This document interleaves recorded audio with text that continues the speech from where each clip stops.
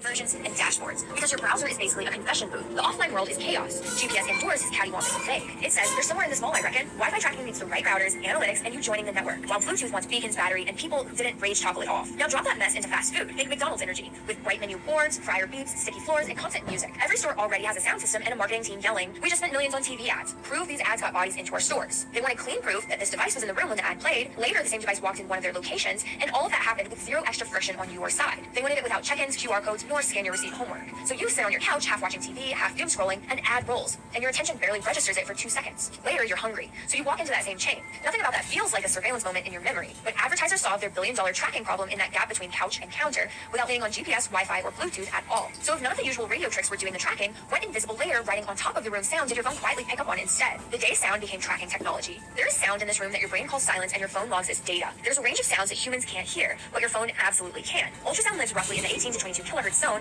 right past your hearing limit. To you, it's nothing, but to a microphone, it's more vibration to record. Microphones focus on what's detectable, so ad tech looked at that quiet slice of the spectrum and moved in. But there's no voices nor dialogue, it becomes the perfect place to hide messages. Here's the core trick. Ultrasonic beacons embed IDs into audio. This means tiny high-frequency pulses, different pitches, and different timing patterns. Each pattern encodes an ID, so that could be a campaign, a store, or a specific ad slot. Humans can't hear those patterns, but smartphone mics absolutely can. Ultrasound is essentially a barcode printed on the air. Now, plug that into the real world. TV ads slip ultrasonic barcodes under the jingle. In-store music systems hide them in the background playlist. Websites and apps autoplay harmless videos with ultrasonic tags underneath. And mobile apps with microphone permissions run little DSP libraries that listen in real time and report those beacon IDs plus timestamps back to servers. So once the system knew what your phone heard and when it heard it, how did those inaudible barcodes upgrade from audio events into a way to recognize you across your devices and your physical life? How ads taught devices to identify you across the physical world. Your TV and your phone have already had a private conversation about you, but those devices were never supposed to talk. Advertisers taught them how. Here's the pipeline. Step 1, you're chillaxing on the couch and a TV ad plays. You hear the jingle. Buried under it is an ultrasonic beacon. Step 2, your phone listens. One of your apps has mic access and an ad SDK baked in. Companies like Silverpush sold this as unique audio beacon tech. Inside that SDK is a tiny DSP engine that listens through the mic in the background,